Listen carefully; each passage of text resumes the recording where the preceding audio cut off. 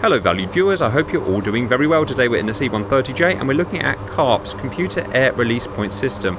It's a way of ensuring that we deliver cargo onto a precise point. We've done kind of manual cargo dropping before. We did a very brief overview of this aircraft, but that is not an accurate way of dropping it. This is the proper accurate way of dropping it. So today we're going to look up loading different types of cargo.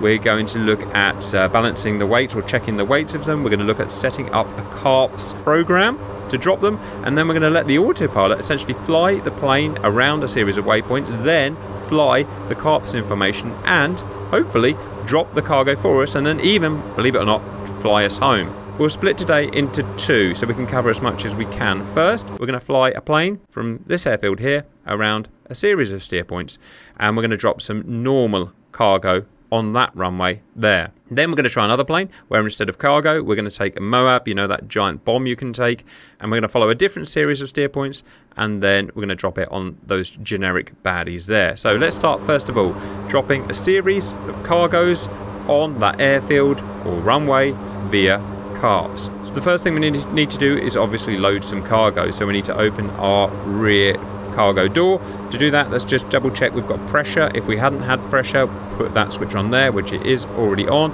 Also, we need to check that we don't have too much of a pressure differential in our cargo bay, which we don't obviously, because we're pretty much at sea level here. So we're going to open the door. There are various ways of doing that, but today I'm going to press left, control and C, Charlie, to open the checklist up. Go to cargo. I'm going to press down. You can see also we've got pressure there, and you can see it coming down there. Speed it up. Wait until the little guys come out, and that's it done. Next, we can see my guy is at the back there.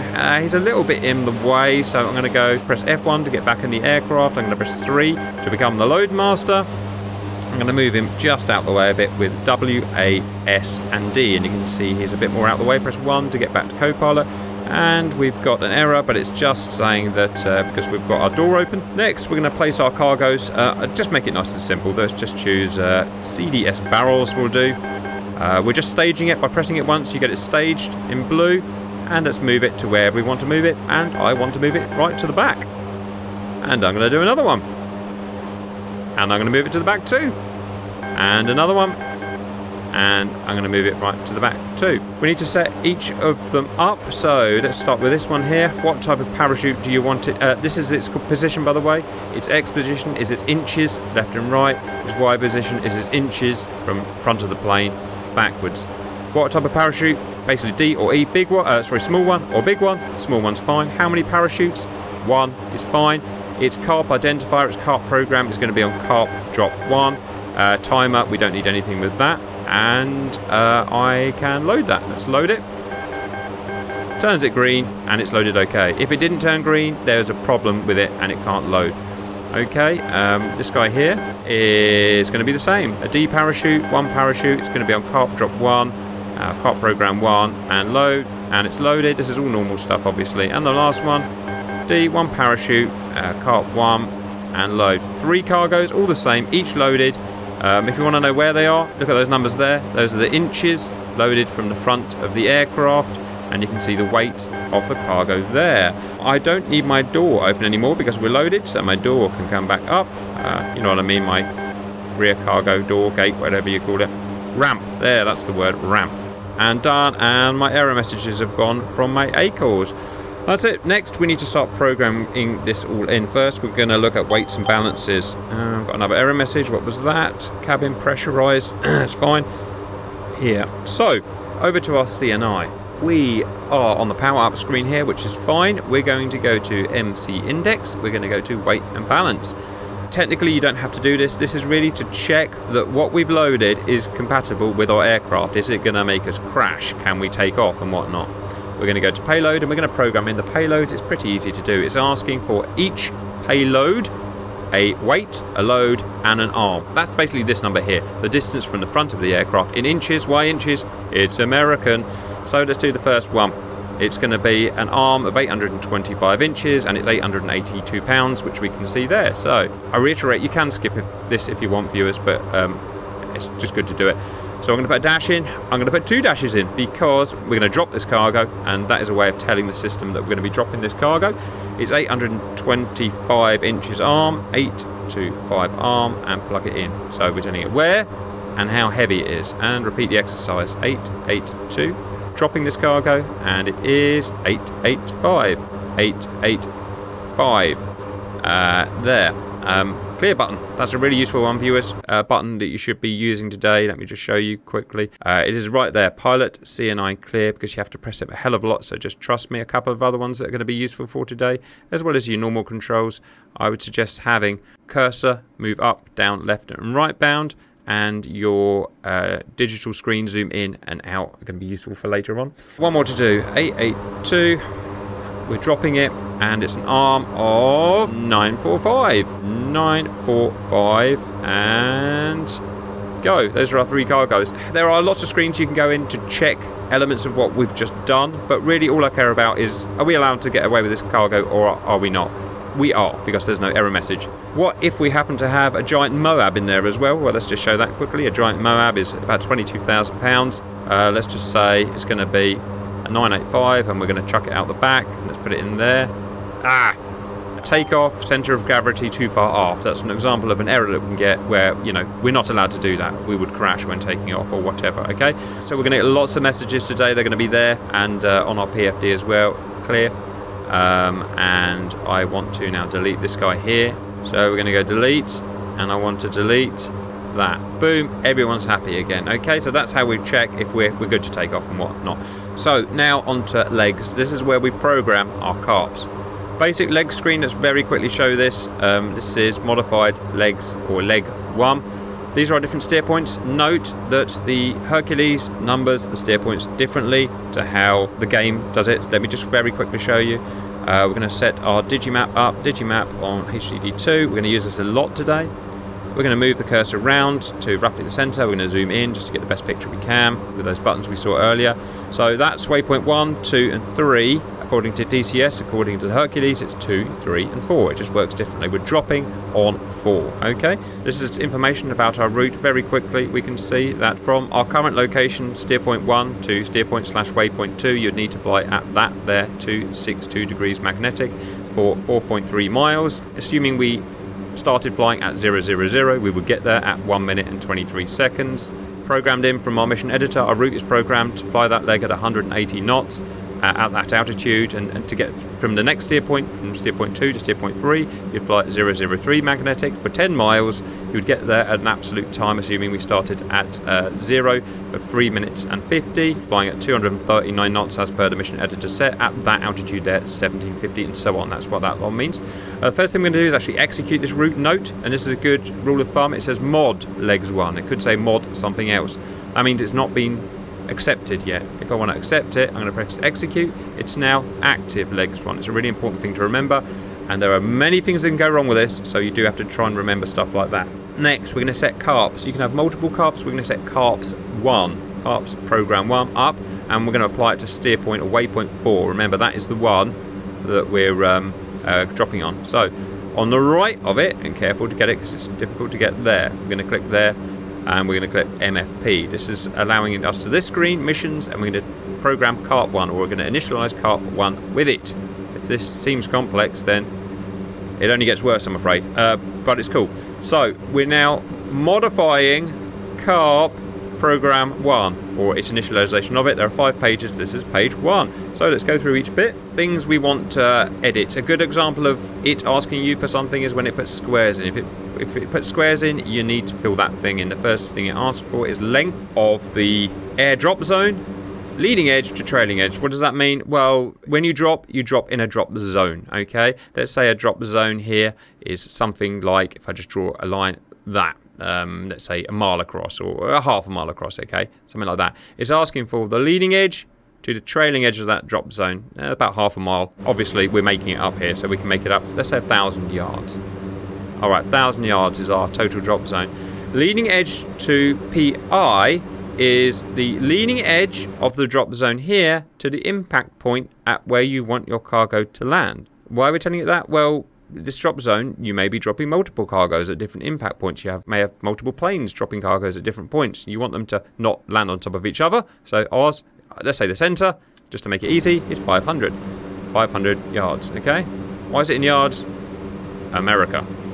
Slow down distance. So from our drop zone, how far before you reach that do you want the aircraft to slow down to the drop speed? You can't drop stuff out of 300 knots. It wouldn't work, okay? Well, the answer is I don't know. So put in what I know works, which is about 8 miles, 8 nautical miles. Similar, turn point. What's the distance from the drop zone to the turn point? It's a bit like an initial point. If you were doing a bombing run, you'd have an initial point. Well, in this case, it's a turn point where you can get on vector to come into the drop zone at the right angle. That's very good. Ignore that. Clear. Go away. Longer than your slow down distance. Ideally, 10 miles should be fine. 10 nautical miles. Kind of related to that turn point, the run-in course. So currently we'll be flying along our steer point. You can see our steer point chain. You'll be coming along there. Chugga, chugga, chugga. We don't have to approach the drop zone at that angle. We could approach it at that angle or that angle, and we can program that in, and it would essentially edit our route to do that. Just to make this one simple, let's come in at that same angle. We'll maybe do the second one a bit more complex.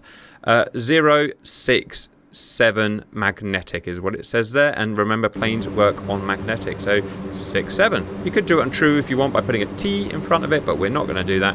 We're just going to, so 064, sorry, was that 064 or did I just forget? 067, sorry, 7, let's try that again, and it converts that to true there, so you can see. So that's the angle that we're going to run in at, and finally, our drop zone escape. At some point, we need to transition from the drop zone to whatever we do after that drop zone, which is, it could be going into a racetrack, it could be going back to our INAV or our waypoint chain. So this is deciding in terms of a distance how it's going to return to that thing that it's going to do afterwards, to the steer point chain. We don't really know what it's supposed to be, but 1.5 seems to work, so 1.5 nautical miles there. That's page 1 done, and there's 4 more to go. So page 2, next page. Right, this is where it gets a little bit complicated, viewers. We're teaching the system, we're telling the system what we're trying to drop, how we're trying to drop it, why we're trying to drop it, what kind of colour underwear it's got, every single bit of information. So it wants to know about the load here. It wants to know whether you're dropping personnel, whether you're doing a cargo delivery system, whether you're doing heavy equipment, or whether you're doing bundle other. And in this case, in terms of cargo, it wants to be CDS. Interestingly, the MOAB later will be CDS as well. Most of what you're doing is CDS. Next is going to be stage. Do you want a normal low-level drop or a delayed higher altitude drop? And we've not really seen any reason not to have one so far. So we're going to be one normal low-level drop. Next is our chute. We've armed the particular parachute when we loaded the thing into our bay, but we've got to tell the system what parachute it is, and it's pretty easy. You can either type it in manually, or if you're lazy, go to chute list. It was D's. Remember, they're small cargoes, 800 pounds, so they're D's. Yes. Press there, D's. CAS, at what speed, airspeed, do we want to deliver? It's 140, and I've seen no reason to change that, so 140. Racetrack. What this means is once we've dropped our cargo, do we want to escape back to our normal route, which is going to be our steer points, or go into a left racetrack or a right racetrack for redelivery? Obviously, we want to escape. This one's a bit controversial. It is the fuselage station. I'm going to read out what it says in the manual. It tells the computer how long it will take the cargo to exit the aircraft. Enter it in number of inches from the front of the aircraft to the leading edge of the first cargo to drop. So we could go and do that. That's the first one to drop, is that one, 945. We found it best, at least at the moment of time of making this video, just to leave it as it is. So we're going to leave it as it is. Next, delivery system. Different cargoes have different ways of delivering. We could have tow, which is how our MOAB is going to be dropped, where it pops a parachute out the back, which drags it.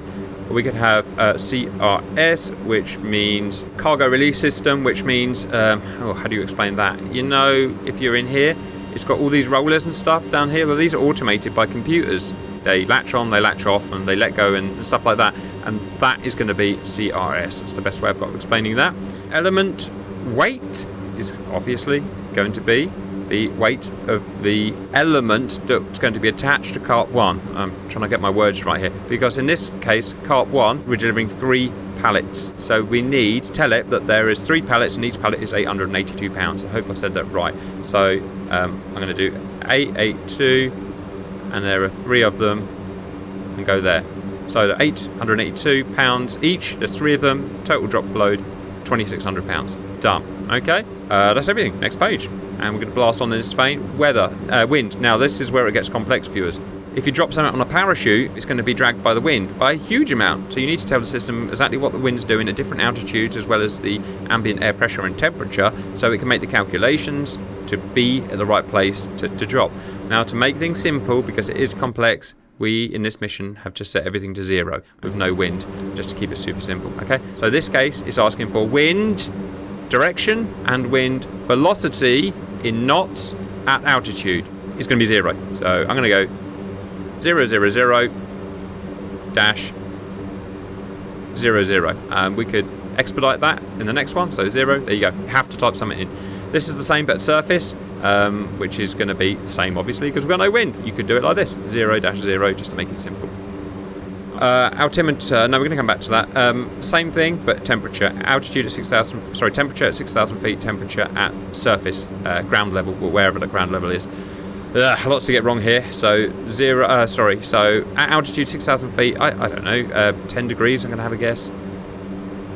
There, Celsius, and surface is 20. Yeah, that's fine. 68 Fahrenheit. Pressure settings, obviously, like when you're just setting the altimeter and a jet up, it needs to know what your QNH is. That is the area and the time that you're at, the pressure at sea level. We've set everything ISA, which is 29.92 inches mercury, which is 1,030 millibars if you live in the country that I live. So it's all set, and we don't need to change it, but you would if you needed to. Next page. No, but we're not going to the next page, viewers. I've just been corrected by the boys because that's what they do. The altitude is not at 6,000 feet. The altitude is at the altitude of your drop. The altitude of the drop in this case is going to be 1,750 feet.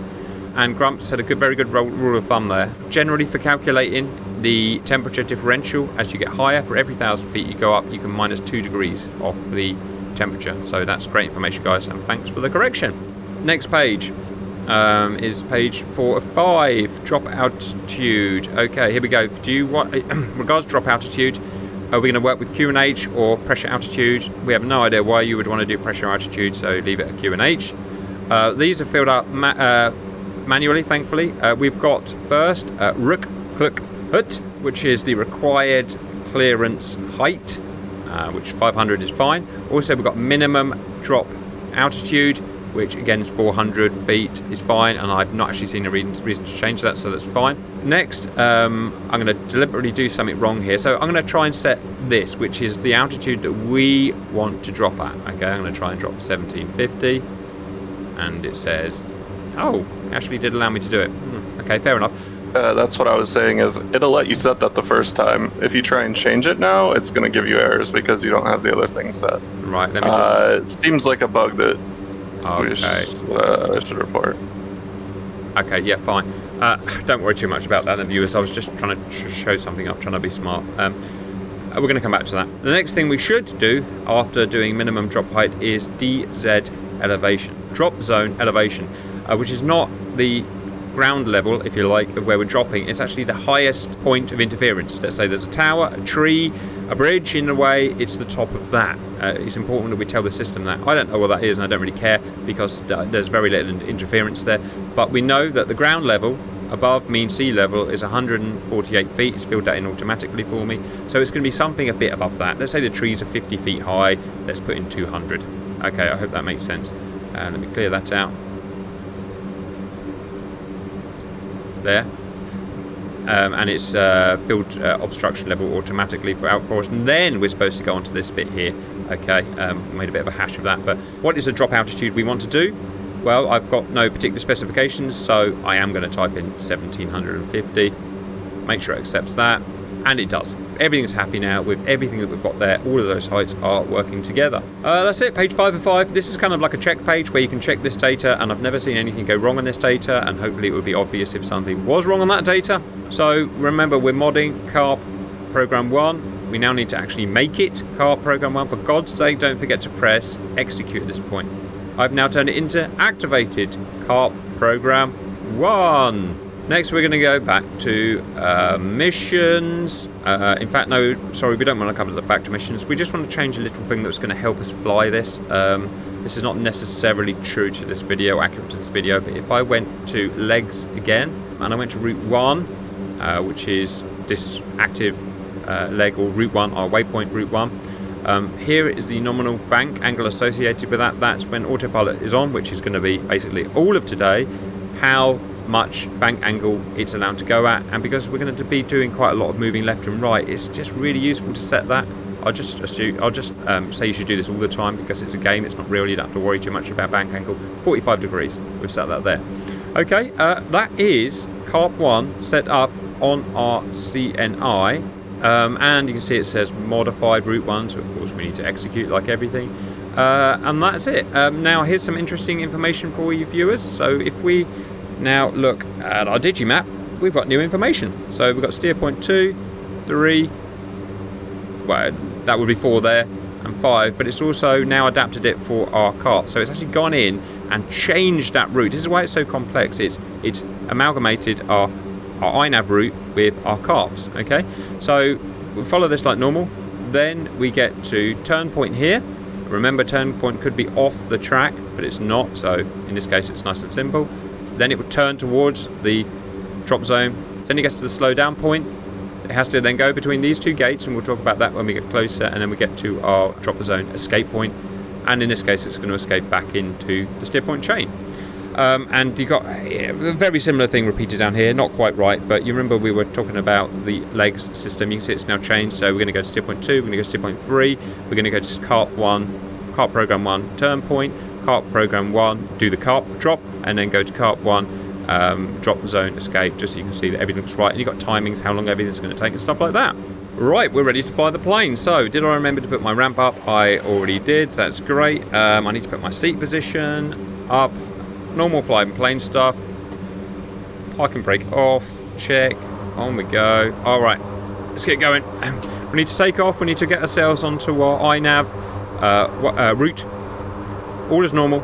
We've done a different video. We've done a video on that already, or if you haven't seen it, it will be coming out soon.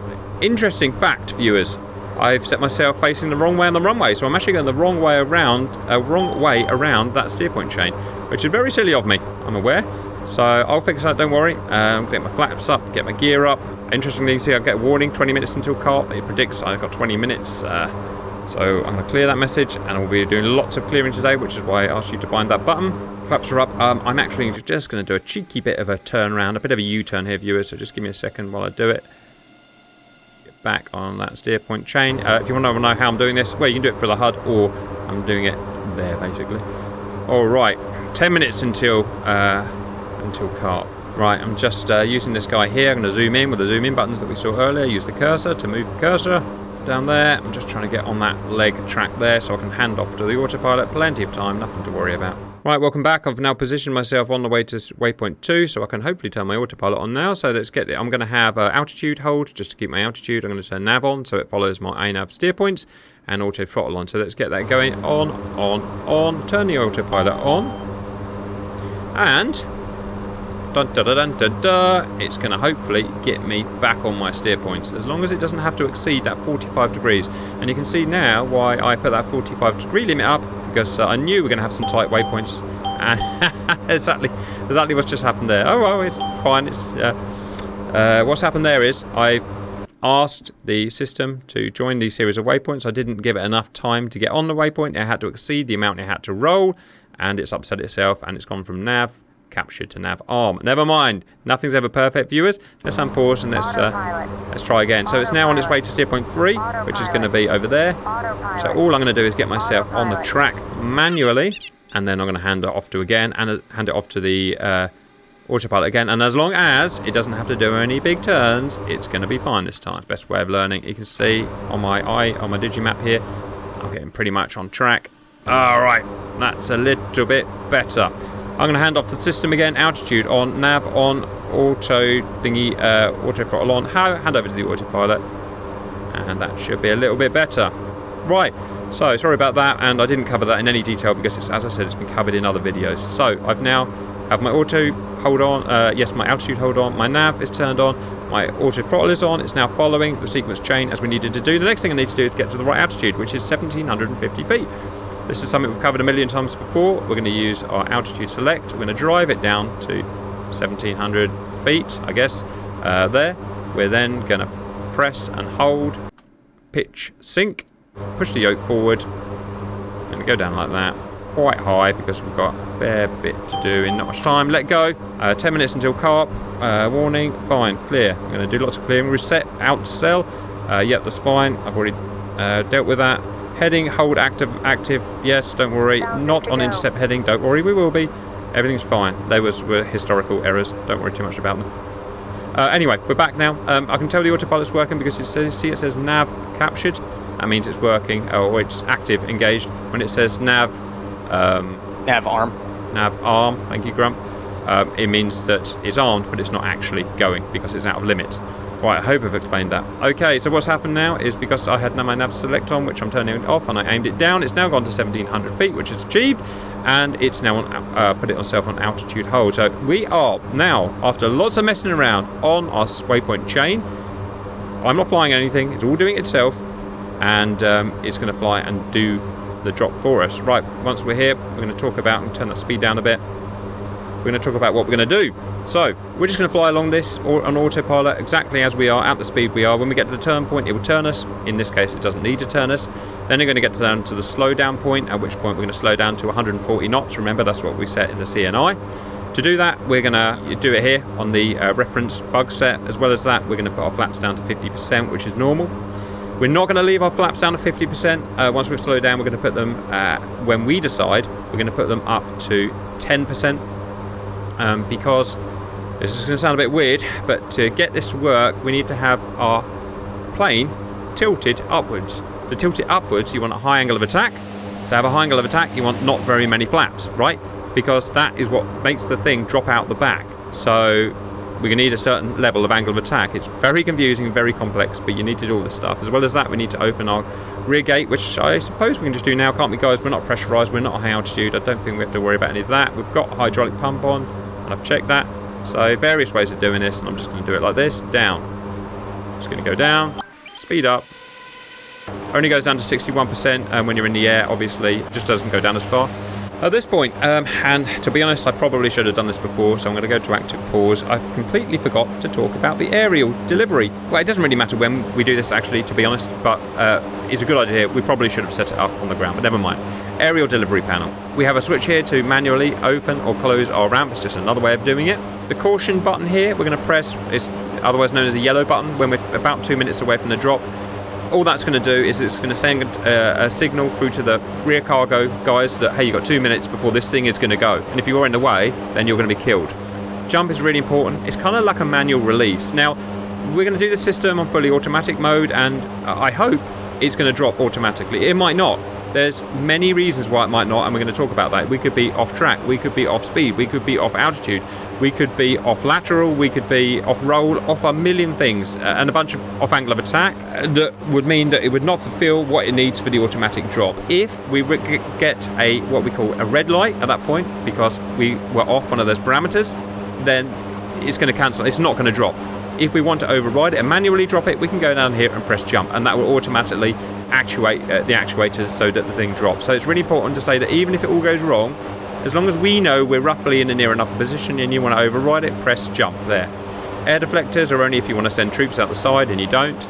We've got this guy here. This is very important. Computer drop. Obviously, we're going to ask it to do a computer drop, so we're going to tell it now to do automatic. If you want it to do manual, then we're going to have to drop it ourselves that way. Chute release is kind of an emergency. If you do the tow, like we're going to do later with the MOAB, it comes out the back via a tow chute. If there's a problem that tow chute's out the back but the cargo won't release, then we can cut the chute, and you've got an alarm, emergency alarm here. We're going to unpause now, and we're going to talk about the parameters that we need to get in. So we have to fly within a certain set of parameters, as I was trying to say before, and if one of those parameters is not achieved, then we get a red light. The drop is cancelled. We can still override it, but otherwise it won't drop automatically. If we are within every one of those parameters, then we'll get a green light, and the thing will all drop automatically. So there's different ways of doing that, okay? Let's have a quick look at our CARPS drop here, block here. We have a data block for the CARPS here. We can see that our next point is our turning point, which we know is our next point there. We can see that it's 8.4 miles away. Time to get to that is going to be 2 minutes and 20 at current parameters, and X-track is of irrelevance at the moment. That's it. We can speed up now, viewers, because there's nothing else to do apart from get to that. But you can already see how there's a huge workload chain. 4 miles, 3 miles, 2 miles. I've got an error message. reset out selected, that's fine. He's asking if we've got this selected, which we haven't, and we don't need it selected, so it's fine. Continue. 1 mile, and that's it. We're at our turn point. In this case, we don't need to turn, so nothing's going to happen, basically. The distance to our actual carp drop is going to be, our computed point is 9 miles. Our time to the drop is 2 minutes 37 seconds. X track, we're going to come back to that. In fact, no, I'm going to pause it and probably talk about it now. So one of the parameters is that you must not be off your left or right track too much, i.e. we need to keep this line here between these two guidelines here. If we were flying manually, you can fly this manually if you want. You don't have to do the computer, but obviously I want the computer to do it. How far are we off track from the perfect drop point, which is that dot there? We are 12 yards to the right. If that number gets above about 164, I think, it will cancel the drop, as well as many other reasons it can cancel the drop. Okay. Interestingly, you've got your INAV information down here as well. Okay. Next point we're going to get to is our slow down point, which it will warn us about. But I'm going to preempt it and start slowing down now because we're quite fast. So I'm going to bring that down to 140. The computer, because I've got automatic throttle on, is going to bring that down by trying to reduce that. This plane does not slow down fast, so I'm going to help it out by putting the flaps down to 50%. Dirty up the plane. Slow down, look, slow down. Yeah, I'm friggin' doing it. It's better to be slightly slower too early than too late because it will be a freaking nightmare, trust me. Right, so the plane's dirty, it's slowing down. Now the problem we've got is your angle of attack. Look at the angle of attack at the bottom. 0. It's 0 angle of attack. Remember, the only thing dragging that thing back is gravity. And there's not enough ramp. There's not enough tilt at the moment. As well as that, we're way off. No, we're okay, we're on track. We're off direction, so we couldn't drop at the moment. But at least we're on track. Why is it swinging left and right? It's trying to keep on track when flying very uncomfortably slow. So you can see we're 2 minutes and 11 seconds out. Stuff's going to start happening quick now. So I'm going to put my flaps to 10%. Why am I doing that? I'm going to upset the plane and put the angle of attack up. Now look at the angle of attack is rising. 5 degrees. I'm at 5 degrees. That's enough to get something out of the back. I've got 2 minutes warning, so I need to put my caution light on. Tell the guy to get out of the way. Done. Error message. 2 minutes until carp. Done. Cancel it. Done. Lots of messages are going to hammer me now. Now, everything should be automatic at this point, so I'm just going to ride the roller coaster. Double check. Carp is 3 miles. Time to go is 1.3 miles. The aircraft is not stalling. We're at 140 knots. Our angle of attack, it might be in the cockpit, but I don't know where it is. It's 5.3 degrees. I think that might be enough. Our time to go is 1.20 seconds. Our track, off track, we're left of track by 73 yards. That's within tolerable tolerances. I think it's going to work. It might still not. There's, like I said, there's like 20 different parameters you have to satisfy. So at this point, we're going to look. When it gets down to near 0, we're going to get a red light or a green light. Red light means it's cancelled. Green light means it's good to go. Now I'm going to hover 1 minute till carp. I'm going to cancel that. What I'm going to do is sort of hover myself so I can see everything, so I can hit that jump button if I need to. In fact, that's probably the wrong way of doing it. I'm just going to get like this. So I'm just going to look. 44 seconds. It's very tense, viewers, for dropping a bunch of nominal cargo. It's very tense. If it looks like it's not between those gates, it's because we're 64 yards left. The autopilot hasn't quite done its job. It should be within threshold. 30 seconds to go. 1 mile. It's very tense. Check my angle of attack. 5.3 degrees. Hoping it's enough. Going to get a 10-second warning. Clear it. Get more warnings. Clear it. More warnings. Clear it. Clear it. Clear it. Clear it. Clear it. What light? Green light! Green light! She's coming! She's coming! It worked! Woohoo! Pause. So there's a lot happened there, viewers. So it's worked. So I've got in the track limits. I've got in the speed limits. Critically, I've got in the angle of attack limits. And don't forget about your angle of attack. It's so important. People forget about that and they're like, oh, it doesn't work. It's buggy. Do that. I mean, my altitude limits. Everything's perfect. Absolutely perfect. I haven't had to press jump. It's all done it automatically. We've got a red light now, but it doesn't matter. It's because it's already dropped. If it had a red light and nothing had dropped, then I would hammer it automatically. And that's it. What's going to happen now is it's going to hit its drop zone escape, which you can see programmed in there, 1.5 miles, then rejoin the thing. And that was a lot of work for dropping a couple of barrels, which have, there they are. They've got their D parachutes, 1 parachute each. And that would compensate for wind. It's very clever and land exactly where you want to land it. Alright, I think I can probably speed up now just to show you that it will rejoin my nav system, because my iNav system, and there it goes. It's going to turn around and do that. Alright, so that, guys, was dropping cargo on a single CARPS, Carp 1. You know, in simple mode, it's pretty much as easy as you can get. You can go and make your own mission to do exactly as we've done here. One recommendation, make sure you put the lead up to the drop effing massive, at least you know, 15, 20 miles, because you just won't have time to get all that stuff done. The autopilot won't have time to settle it. Right, I'm literally going to reset now, and we're going to go and do something similar, but with MOAB. Alright, so this time it's MOAB, slightly different mission. We've done the tutorial basically, we've shown what we need to show, so all I'm going to do is breeze through it and show the stuff that's different with a MOAB, right? So just let me concentrate for a minute. I need to get that up, I need to go cargo, I need to, my little guy's in the way, so let's move him out the way. Oh, I haven't opened the door, that's pretty friggin' stupid. Let's open the door. All the way. Guys out the way, get back in the cockpit, load the MOAB. Drag it into the middle, obviously, it's extremely heavy. Take a note of the center point of it, 725, 725. What do I want on it? I want a big parachute, that's an E parachute. How many parachutes? One. It's going to be part CARP program number 1. Load it, check it loads, and it's loaded. And that's it. Its weight was 22,046 pounds, and its center point is 745. Okay, we probably don't need that anymore. Right, let's friggin' blitz it, viewers. I'm going to skip the part where we put in the weight and balance. I know I've balanced it right, so I don't need to, but you could go prove that to yourself, and it will be correct. It's more about the centre of gravity than the overall weight. I want to go to legs. I want to first, remember, we're modifying leg 1. I want to execute it. I'm going to execute it there. I want to go to steer. Oh, yeah, that's a good point. Which steer point is it? I don't know. Let's have a look. In fact, the best place to look is in our digimap, because I don't actually know what the mission is yet. So digimap, HDD2. Okay, let's move my dude down there. Let's zoom him in a bit. So we are taking off there. The wrong way again. What an idiot. So that's going to be fun again. We need to drop there. Steer point 4, which is just roughly near. Steer point 4 is roughly near an airbase where some stuff needs blowing up. Simple as that. So steer point 4. All right, let's get that done. Right, watch this. Speed mode. Steer point 4. Go. MFP. CARP program 1 initialize. Length, we don't have anything set, so we'll just put it the same as last time. I don't have to be super accurate. You could, obviously, if you wanted to drop on a specific point in someone's house, then you can change these figures to be that house, right? I don't have anything set up, so I'm just going to drop it somewhere on that runway. Note at the moment, it's not a guided weapon, it's just a dumb bomb dropping on that position. It will be changed to a guided weapon later on. Slowdown distance, just the same as last time. It seemed to work okay. 10 miles for turn point. I'll run in, well, let's make it a bit different this time. In fact, let's just show off, shall we? So I want to run in a different angle. Let's just run in. Let's say for some reason we have to come down the radial of the runway. Watch this. That is something like 087. So I want to come in at that angle instead of here. Let's watch what it does to our thing. So 087, enter, there, and 1.5 miles on our drop zone escape. Range, done. Okay, next, blast through it. It's not, yes, it is going to be a CDS delivery. It's going to be, stage 1's going to work fine. What type of chute is it? It's a big one. Giggity. 140 knots is fine. Might actually be a bit slow, it'll be fine. Racetrack, I want to escape back to this thingy. This guy here, I've learned just not to change for the time being.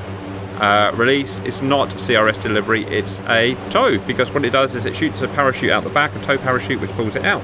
Element weight, it's a big fatty, so 22,046. A big heavy mama. Okay, that, and our drop payload is that, and that's all done. Next page. All the stuff we saw before, and we can zero most of it. QNH can stay the same. That's it. So you can buzz through it pretty quickly, right? QNH done, done, done. 43 feet, so let's say this one's 100 feet, assuming 50 feet trees. And I want to drop at 9,000 feet because it's a MOAB, right? I want to drop it high. There, 9,000 feet, blah, blah, blah, blah, blah, blah, blah, blah, blah. That looks good. Next page is our check page. I'm sure it's all fine. And remember, don't forget to execute it. Execute. Active. CARP program 1. Initialize. We've learnt in blood that we should go back to our legs, which is activated, and you can check that if you were proper nerdy, but we're not. But we do want to go to route 1. Change the ability for our aircraft to fly at 45-degree bank. Execute it. Alright. So, now look what it's done here. It's hacked into and modified our steer point chain so that now we come around here and we bolster out here so that we can now get our turn point turn on at the angle of the runway that we wanted. And that's it. Otherwise, it's going to be pretty much the same. It's dynamic again, so we need to keep an eye on our angle of attack and stuff like that. But otherwise, Okay, my ramp news coming up. I'm going to do it a different way this time. I'm going to do it with this switch, and we need to set this stuff up as well. So it's open at the moment. I'm going to press that to close it. I want an automatic drop. I don't want my caution. I don't want my air deflectors, and that's it. Alright, off we go. Again, in my infinite wisdom, I've turned myself the wrong way. The steer points are much closer together this time. I'll have a much easier time. Sorry, the steer points are much further apart than last time. I'll have a much easier time of getting the autopilot system working, as you're hopefully about to see. Gear is up, flaps are up. Watch this. Merging with our track line to waypoint 2. Off the power a bit, and that there should be on enough for our autopilot to take care of. Yep, look, I'm right on the CDI, which is quite rare. Altitude hold on, navigation on, auto throttle on, turn the autopilot on. Is she happy? Nav captured. Alright. Don't go too far. Yep, okay, she's flying. Alright, that was a bit easier. And the next thing I need to do is get up to altitude of 9,000 feet. We've decided to do the MOAB from. Is that the right thing to do from a MOAB? I don't know. It's just a number that we've chosen. I'm going to do that on my next leg because I'm going to have a bit more space to do it. So I'm going to speed up. Distance to turn is 30 seconds, or distance to centre of turn. Just be a little bit careful, don't upset. And I'm going to do my altitude correction, which I have to do manually, obviously. Altitude select. I'm going to change it up to... why is it not working? There we go. Was it 9,000 feet? I'm going for 9,000 feet. Hopefully I'll type that in the CNI. Done. Slightly high. Done. Pitch sync. Back on the stick. Nice and steep. Got a long way to go. Check the MOAB's okay. Oh, my guy's in the way. I hope I'm not going to get hit. You know what? It's a him problem. Right, I can speed up now. 3,000 feet. Full speed. Got to take control myself. Pitch override on. It's my fault for pitching it up too high. And we've got a message. 10 minutes until CARP. Go away, please. Not on intercept heading. I know. We're getting it done. Don't worry. Bloody thing. Drives me nuts. My wife. Right, keep going. Alright, altitude holds on. We can turn the select off. Altitude holds on. Nav's on. Everything's done. Again, this is not an autopilot tutorial. I'm not trying to tell you how to use it. I'm just trying to do it myself. Done. Alright guys, we are going to fly and drop a MOAB now. So let's get to that corner. Let it turn around that corner. We're at the right altitude and all is well. Turning corner. Alright, so CARP information. 14 miles to turning point. And there's nothing I need to do until I get there, is there? I suppose I can open my bay a bit. No harm not to open it, because I'll only forget otherwise. Bay open. Bay is open. Pong. Alright, bit blowy in the back there, but he's fine. Right, so we're going to get to that kink, which is our turn point. Speed up. It's a big ass video, isn't it? It's turning our turn point. Alright, slow down. Point. Slow it down. Right, I need to put my flaps down. It's going to look different because it's all down here now. So we're going to be blind to it, viewers. Which is why you really need the automatic system, especially for high altitude drop. We're 29, track off. We've got 2 minutes to go. That's not until... it is till the CARP, isn't it? Wow, that's gone quickly, guys. Right, let's get everything done. I need to slow down. I'm doing it. I need to get my caution on. I need that's turned on. My bay is down. Stone 170. Hopefully won't have to offer any more flap than that. Still slowing, still slowing, still slowing. 2 minutes until CARP. Plenty of time. 140 knots I'm at. I can now increase my angle of attack by going up to 10 degrees of flap, which I've done. 10 degrees of flap. Let the autopilot struggle with that. We're at 1 minute from drop. We're 120 yards off track, so we're a bit further off track this time, so I don't have to worry about that. Angle of attack is 7 degrees. That's perfect for dropping a big old cargo. Triple check our yellow light is on. Our yellow caution light is on. Our ramp is definitely open and the switch is in position. Our track is 90 yards. We've got 58 seconds to drop. I'm going to okay that. So he's 75 yards left of track. That's near enough for a freaking MOAB. We've got 40 seconds to go. 1.7 miles to go. You can't see anything because, like I said, it's all down below us now, but you've got your digimap, you've got everything you need. 15 seconds. Let's get ready for a barrage of comments. Well, you know what I mean. Barrage of 10 seconds, 5 seconds, 4 seconds, 2 seconds, 3 seconds, 1 second. Green light. Out she goes. Well, hey! All automatic. No need for manual reversion. Let's ever so quickly get our gate up. Too many buttons. Done. And she's a bomb, so I can watch her. Her pallet's fallen off. And that's it. It's going to deliver her to the exact point where we wanted. Where is that point? Well, we've just put it on the runway somewhere, just wherever our waypoint is. It's currently, like I said, not really a proper guided weapon at the moment. There is more information of the CNI, to program it when it does become a guided weapon, but it's not really relevant at the moment. And otherwise,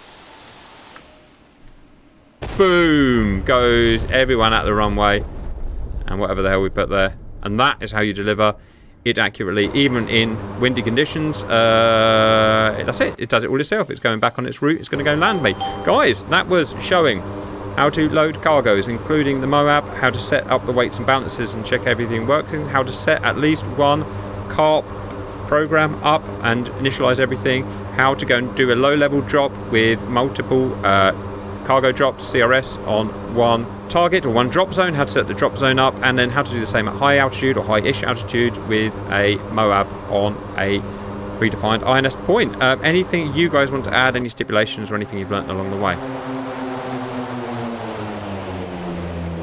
America.